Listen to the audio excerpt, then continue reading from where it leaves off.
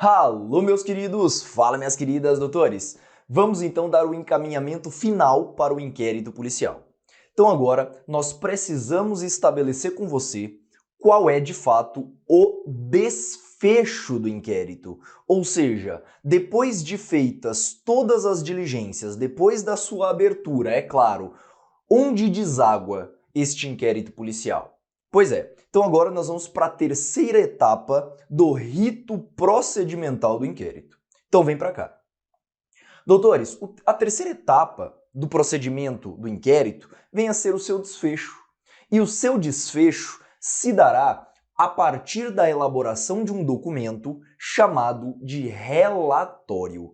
Doutores, então, afinal de contas, as diligências do inquérito precisarão ser reduzidas a termos e anexada em um documento único chamado de relatório.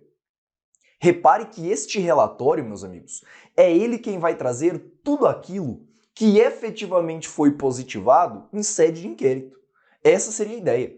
E o que tem que ter então neste relatório, Pedro? Quais seriam as suas características? Repare, o relatório deverá conter o termo de abertura, as diligências realizadas e também o enquadramento jurídico do que em tese aconteceu. É aquilo que nós chamaremos de análise técnico-jurídica deste relatório. Então veja, para nós iniciarmos o estudo, é sempre importante citar que o relatório produzido pela autoridade policial, doutores, é um relatório eminentemente descritivo, despido de toda e qualquer qualidade de opinião do delegado. Doutores, o delegado não tem opinio delicti. O que o delegado faz é um mero enquadramento no que ele entende que de fato aconteceu. Ok? Então, o relatório é um documento descritivo no qual estará constado todas as diligências, inclusive aquelas que não foram possíveis de ser realizadas. Pedro, mas me dá um exemplo desse troço, eu não entendi. Quer ver? Imagina que era necessário você inquirir uma testemunha indicada. Só que essa testemunha na época do inquérito, você sabe que o inquérito tem prazo certo para nascer e para morrer, essa testemunha não estava presente, sei lá, porque ela estava viajando. Meus amigos, estas diligências que não puderam ser realizadas também estarão constadas nos autos para que o Ministério Público, se achar necessário, faça a diligência posteriormente. Essa é a ideia. Então nós temos aqui todas as diligências, tanto aquelas que foram realizadas ou não.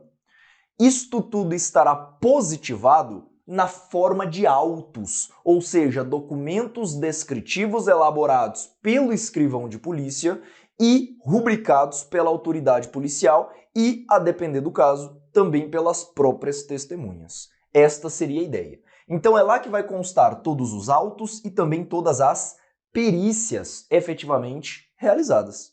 Tudo bem? Visto isso, outro ponto extremamente importante para nós, eu até deixei em tópico separado. Doutor, o relatório também conterá uma coisa chamada de indiciamento, hein?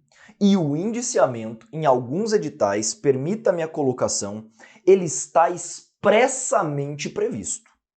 Então, vamos começar a falar do indiciamento, lembrando que o indiciamento está dentro, está intrínseco ao relatório produzido.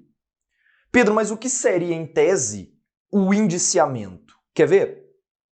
Indiciar alguém é você partir de um juízo de possibilidade para um juízo de probabilidade daquela pessoa ter de fato praticado aquele crime. Olha o nome, indiciamento. Aquilo que foi levantado no inquérito aponta determinada ou determinadas pessoas como supostos autores. Eu saí do status de completamente inocente e passei a ser um indiciado. Lá no processo, essa pessoa poderá se tornar réu e, na sequência, condenado. Esta vem a ser a hierarquia do grau de culpabilidade que se estabelece diante da persecução criminal.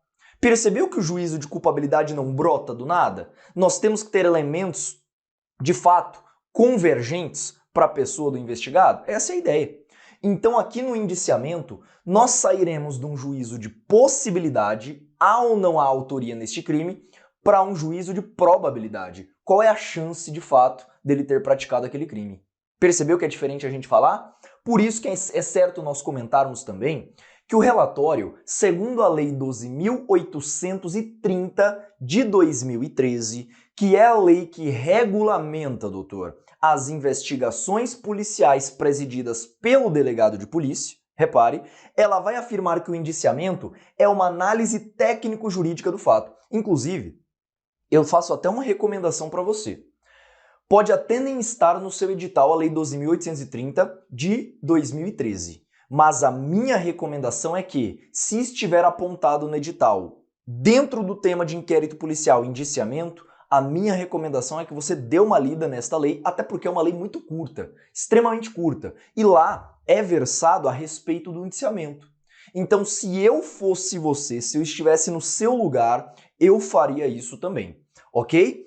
Além de ser uma análise técnico-jurídica do fato, outro questionamento que às vezes é questionado e que inclusive a doutrina aponta é a questão do caráter vinculativo. Doutor, o delegado indiciou alguém. Se o delegado indiciou alguém, será que está o Ministério Público obrigado a oferecer a denúncia contra ele? Será que está? Por óbvio que não. Por óbvio que não. Pedro, como não? Quer ver? Você já viu isso. Se o relatório é uma peça do inquérito policial, naturalmente, repare, também poderá ser dispensado. Então, o delegado basicamente diz para o MP, olha, não é por nada não, mas os indícios estão apontando tal pessoa. Se o MP quiser acatar, tudo bem, ele vai oferecer a denúncia. Se não quiser, poderá também dispensá-lo. Então, muito cuidado com isso. O indiciamento não vincula o Ministério Público nem o titular da ação penal privada, que venha a ser o querelante, a de fato entrar com a petição inicial. Não obriga. Tudo bem? Inclusive, se o Ministério Público quiser oferecer a denúncia contra pessoas que sequer foram indiciadas, ele pode, desde que tenha um lastro probatório mínimo. Aí tudo bem. Além disso, o indiciamento ele também gera alguns efeitos. Pedro, como assim ele gera alguns efeitos? Repare, quando uma pessoa ela é indiciada, deste indiciamento, meus amigos, nós teremos algumas consequências. Estas consequências podem ser consequências que atuam na sociedade como um todo, ou seja, tem um caráter extraprocessual, ou ainda esse indiciamento pode gerar um efeito interno ao processo, que é o efeito endoprocessual. Ora, quais seriam esses efeitos então, Pedro? Efeitos extraprocessuais e endoprocessuais. Quer ver? O efeito extraprocessual que nós temos do indiciamento é nada mais do que um efeito no qual mostra à sociedade o possível criminoso.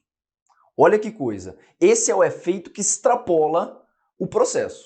Agora, numa vertente endoprocessual, o indiciamento vai localizar topograficamente para o Ministério Público e para o juiz quem é possivelmente o autor. Então eu tenho duas visões. Uma visão fora do processo e uma visão dentro. Estes são dois efeitos decorrentes do indiciamento. Tudo bem? Muito cuidado com isso aqui também. Por fim, veremos as modalidades. Quais são, doutores, as modalidades de indiciamento existentes hoje? As doutrinas trabalham várias. Só que, particularmente num estudo retrógrado das questões de prova, nós já mapeamos que existem duas questões que de fato as bancas gostam de cobrar. O chamado indiciamento direto e também o indireto, e também o indiciamento formal e material. Então a gente não pode deixar de vê-los. Quer ver? Primeira modalidade, indiciamento direto. Havendo convencimento do delegado de que provavelmente aquela pessoa é o autor do crime, o delegado vai notificar aquela pessoa que ele está sendo graduado de investigado para indiciado. Quando o delegado faz pessoalmente isso, quando se consegue de fato localizar a pessoa do investigado, Este indiciamento, doutor, é um indiciamento direto.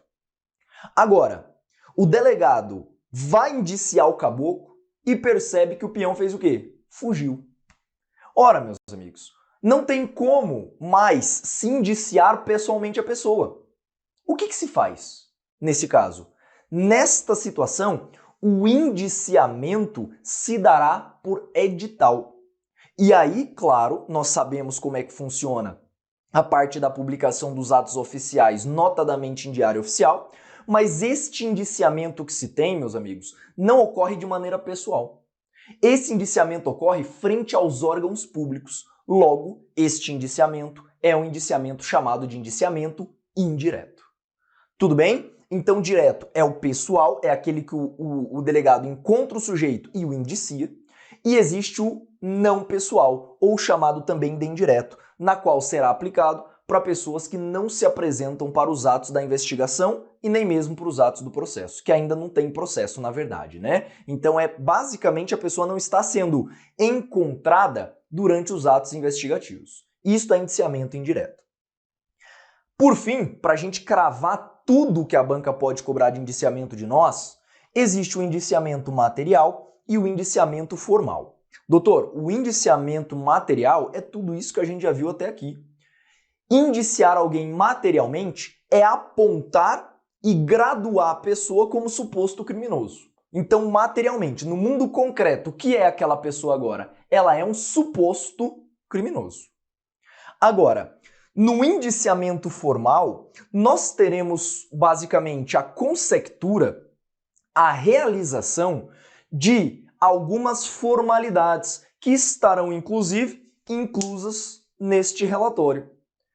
Indiciamento formal, portanto, acaba sendo nada mais do que a anexação do interrogatório e das informações relativas à pessoa do investigado, juntamente com a sua vida pregressa e o boletim de identificação, que é o famoso BI. Tá? Então, indiciar alguém, quando você fala formalmente, você anexa 3 documentos. 3. O interrogatório junto com a qualificação da pessoa, o boletim de identificação e também a vida pregressa da pessoa do investigado. Doutores, finalizamos então este relatório e as suas peculiaridades. Visto isso, agora nós temos que trabalhar justamente o quê? O encaminhamento. Relatório está todo bonitinho feito. Para quem que ele será, doutor, remetido? Fala para mim. Para quem que ele será enviado? Mais uma vez eu invoco aqui com você o artigo 10 do Código de Processo. Este relatório, pelo amor do que você acredita, hein? Este relatório ele será remetido ao juiz. E do juiz, na Secretaria do Judiciário, ali no cartório, nós teremos essa investigação em forma de relatório sendo disponibilizado ou para o querelante ou ainda para a pessoa do Ministério Público, para os nossos queridos promotores. Então este seria o encaminhamento. Este relatório vai para o juiz e na sequência entregue para o titular do direito de ação, seja o Ministério Público nos crimes de ação penal pública, seja o querelante nos crimes de ação penal privada. Ok, Pedro.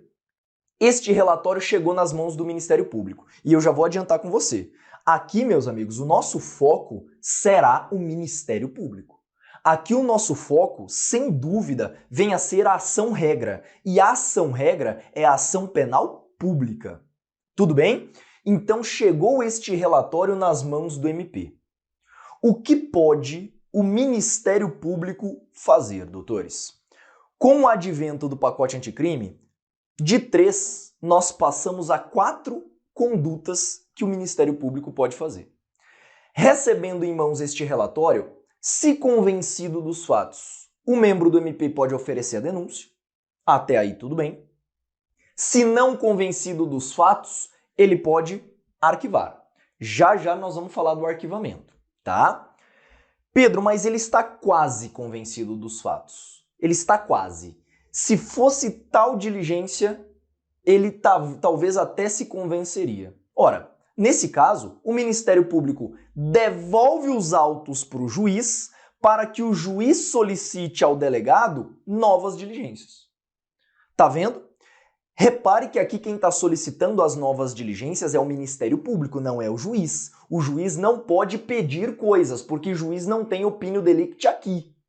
O juiz vai atuar no momento do recebimento ou não dessa denúncia. Diga-se de passagem, à luz do pacote anticrime, o juiz das garantias.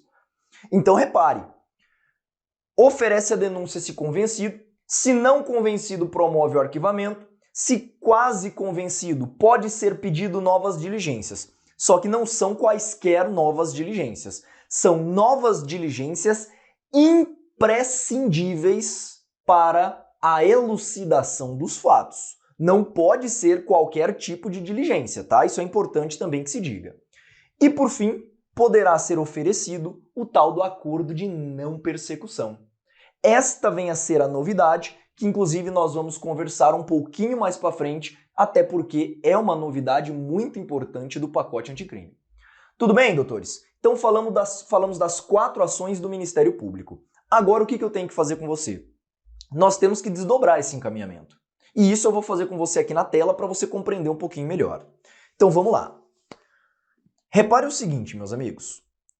Havendo nas mãos do Ministério Público este relatório, estando nas mãos do Ministério Público este relatório, como eu já falei para você, ele poderá fazer 4 coisas. Só que aqui eu quero enfatizar com você o arquivamento. Vamos lá? Quando que o Ministério Público solicita que, na verdade, agora ele realiza o arquivamento? Quando? Ora, quando ele não estiver convencido dos fatos. Ora, se o Ministério Público não se convenceu dos fatos, o Ministério Público arquiva o inquérito policial.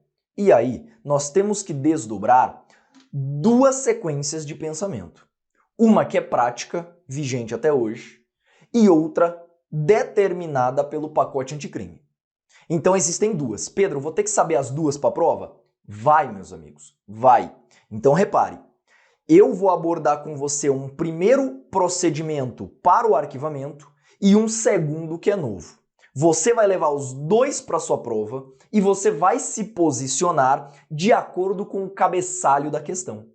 A questão vai cobrar de acordo com a nova sistemática adotada pelo pacote anticrime. Pronto, você vai para o item 2. Você vai para a forma 2 de arquivamento, que é a forma mais nova.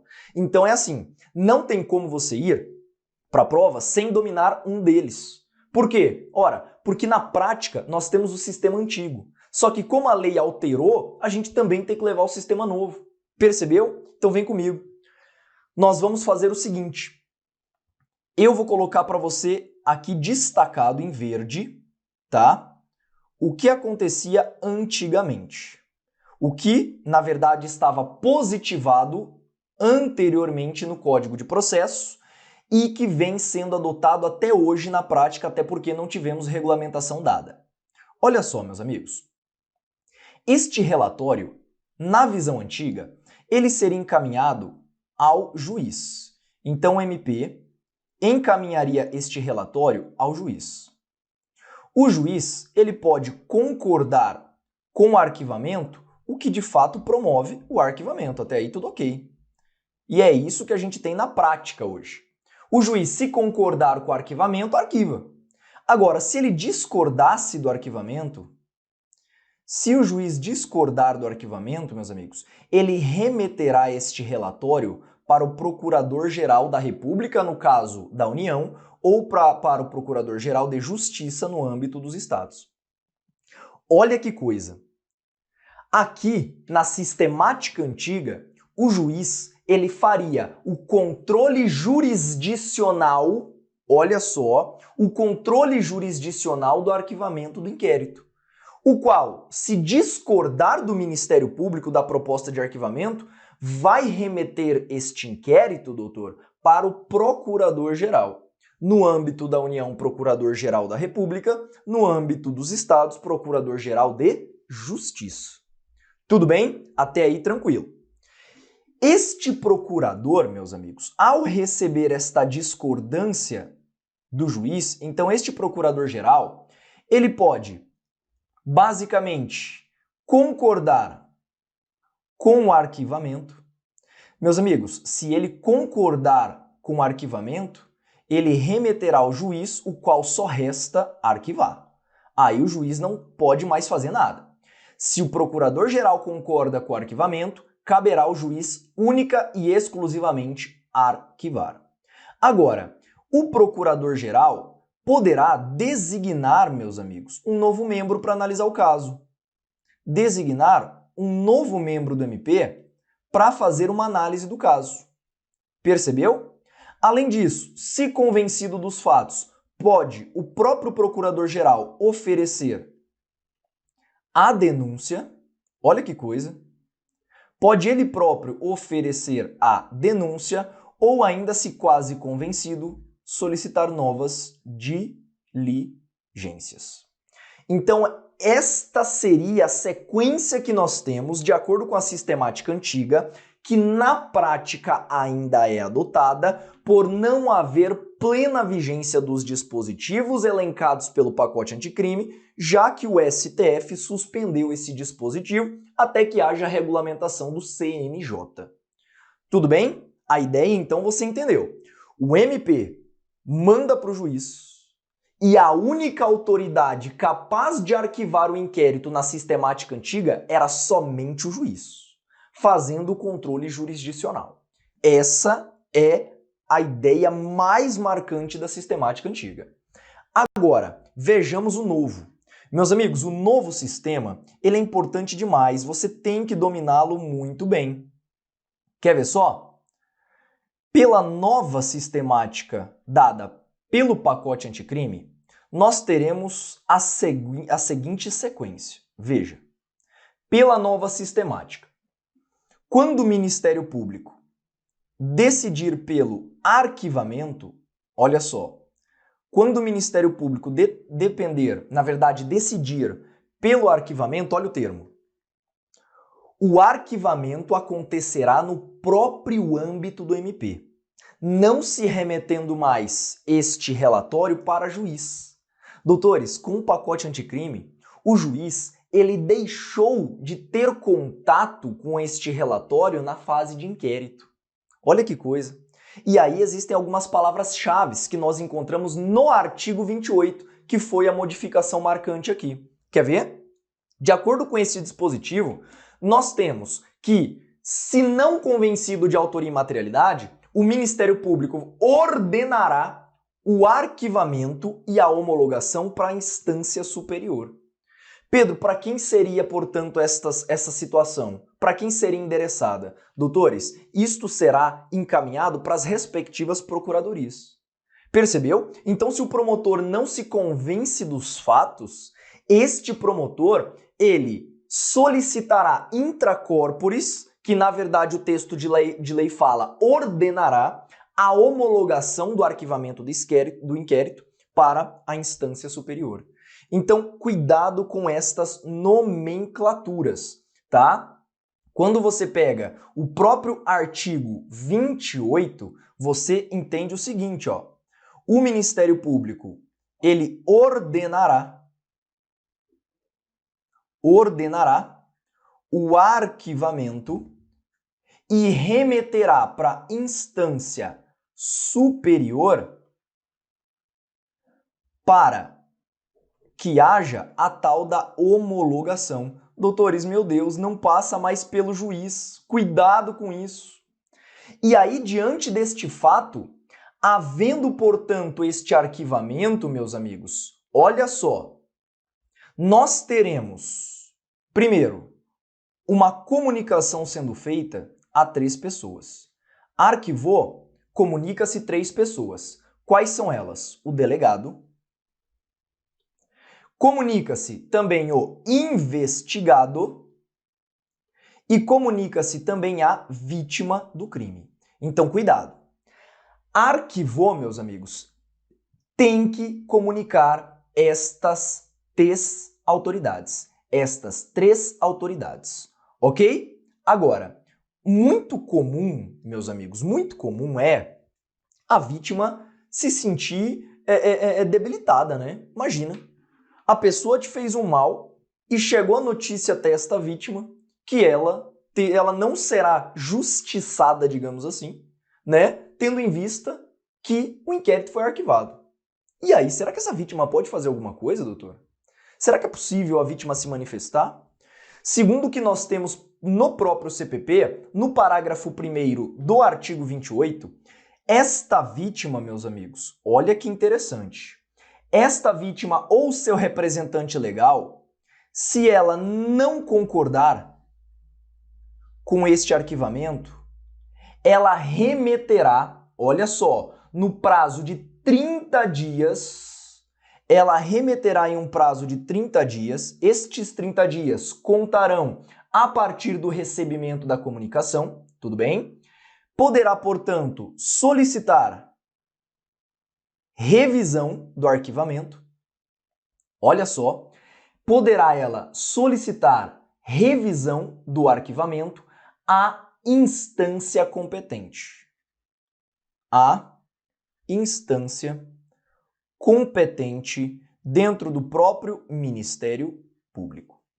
Esta é a ideia. Ok? Então, muito cuidado. Pedro, mas e se a vítima do caso for uma entidade da administração pública? Por exemplo, houve em tese uma prática de crime contra um ente da administração, logo, não existe uma vítima específica, a vítima é a administração. Como é que funcionará esse recurso? Repare agora. Este recurso, meus amigos, agora, quando envolver a administração, será feito via administrativa ao Ministério Público pela chefia da repartição. Esta é a ideia. Então eu tenho, cuidado agora, pela nova sistemática, o Ministério Público próprio arquiva o inquérito intra corporis, repare, será ordenado o arquivamento e a remessa para a instância superior para homologação e imediatamente se comunica 3 pessoas. O delegado, a vítima e também o investigado. A vítima, não satisfeita, poderá impetrar recurso, que na verdade é uma revisão. Revisão deste arquivamento em um prazo de até 30 dias. Isto será endereçado via administrativa para o Ministério Público, que certamente terá uma sessão exclusiva para se analisar estas revisões solicitadas pela vítima. E assim, meus amigos, assim finaliza-se a nova sistemática que nós temos hoje do tal do arquivamento. Tudo bem? Muitas coisas, né? Eu sei que tem bastantes informações aqui para vocês que são de fato relevantes e que você precisa memorizar. Então, com isso, nós teremos o inquérito policial sendo de fato, meus amigos, sepultado. No entanto, eu preciso fazer uma observação muito importante com você. Qual seria esta observação, Pedro? Vamos lá? Olha só, permita-me salientar com você uma observação que diz respeito aos efeitos. Efeitos do arquivamento, meus amigos. Nós temos a doutrina do professor Afrânio Jardim trazendo 2 modalidades de efeitos do arquivamento. Olha que coisa.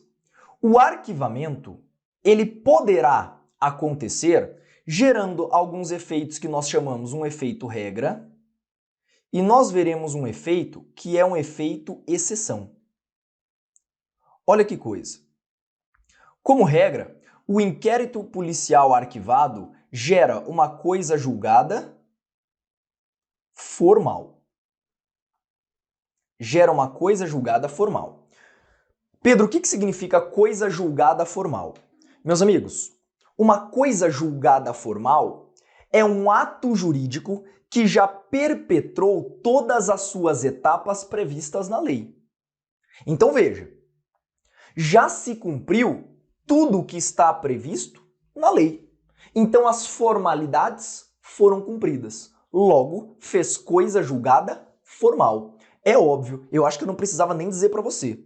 A coisa julgada formal, se ela já seguiu todo o rito da lei, isto significa, doutor, que aquilo que já foi investigado não tem capacidade de dar abertura a uma ação penal.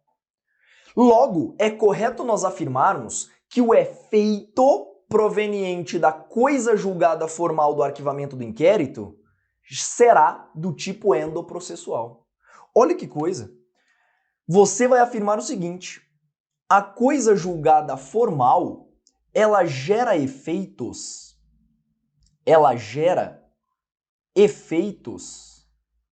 endoprocessuais. Ou seja, ela somente atinge aquilo que foi de fato investigado, meus amigos. Olha que coisa.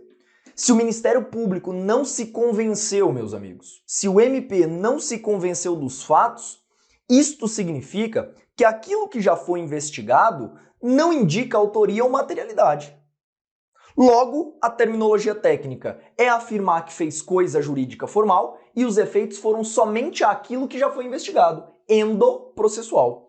Alguns discordam. Alguns olham e falam assim: Pedro, mas endoprocessual nem processo tem ainda. Pois é, meus amigos, é uma crítica, inclusive, feita à doutrina do professor Afrânio. No entanto, sugere-se uma nomenclatura de efeitos endoprocedimentais, mas isso ainda não está sedimentado na nossa doutrina.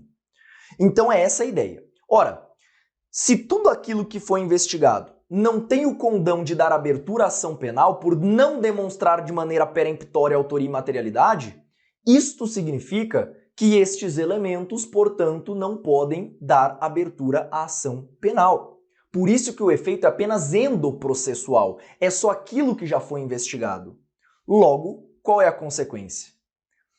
Havendo novas provas, se de novas provas a polícia tiver notícia, será possível a elaboração de um relatório complementar, o que pode produzir, pelo princípio da simetria, se o Ministério Público arquiva, o Ministério Público pode desarquivar.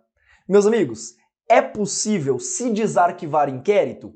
Sim, mediante novas provas. Olha que coisa! Então é possível, Pedro, se fazer um desarquivamento do inquérito? Lógico que é possível, meus amigos. É claro que é possível. E aí, eu tenho até algumas coisas interessantes para citar para você no que diz respeito, meus amigos, ao STF. Olha só que interessante. Você vai afirmar que a consequência lógica dos primeiros efeitos são os seguintes: novas provas podem desarquivar. Isto de acordo com o artigo 18 do CPP, em conluio com a súmula 524 do STF. Então veja, se de novas provas a polícia tiver notícia, ela poderá, portanto, continuar as investigações, ainda que o inquérito esteja arquivado. Neste caso, elabora-se um relatório complementar que é remetido ao MP, o qual, se convencido, pode desarquivar o inquérito e dar prosseguimento à ação penal. Isto é o que acontece em regra. Agora, nós temos uma exceção. Existem alguns motivos fundamentadores do arquivamento que jamais permitem desarquivá-lo. É aquilo que a gente chama de coisa julgada material. O arquivamento do inquérito faz coisa julgada material, o que tem como consequência a geração, meus amigos. A geração, portanto, gera efeitos,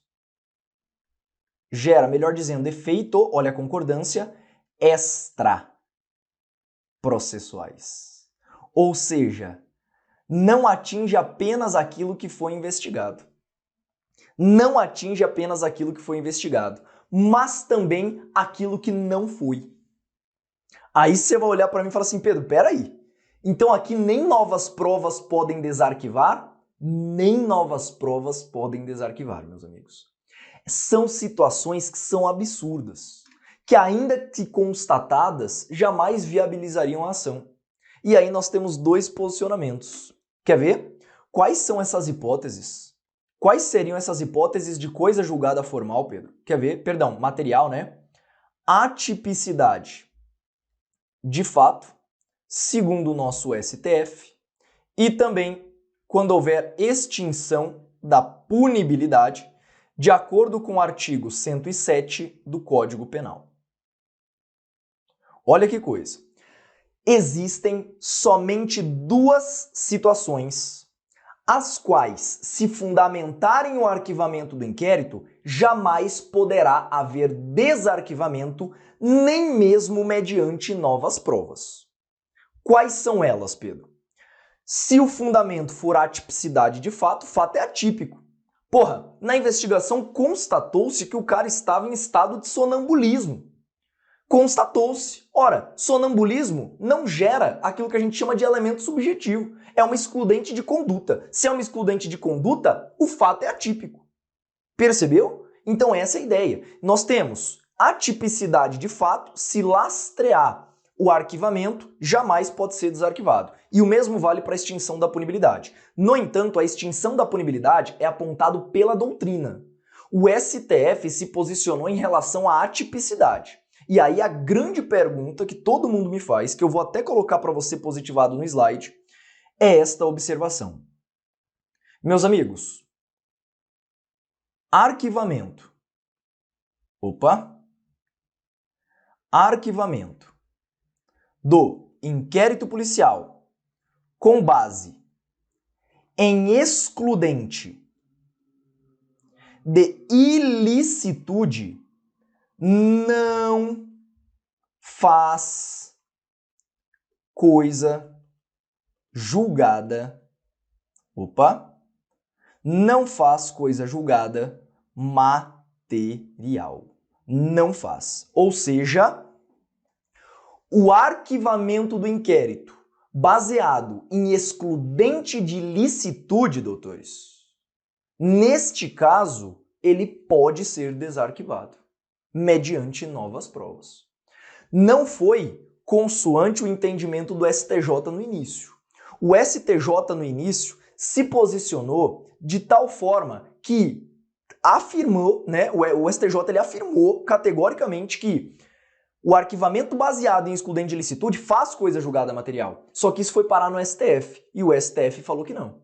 O STF somente regulou a atipicidade de fato. E esse é o posicionamento da banca. Isso para qualquer banca, tá? Isso já caiu em vários tipos de concurso. Então, você vai se lembrar que o arquivamento baseado em excludente de licitude não faz coisa julgada material, logo pode ser desarquivado mediante novas provas. Bacana? Doutores, fechamos por aqui, portanto, os efeitos do arquivamento que são relevantes aqui para nós, só que ainda nós não terminamos o assunto de inquérito. Nós vamos dar prosseguimento em breve para você, falando um pouquinho de pontos essenciais do inquérito e também do acordo de não persecução.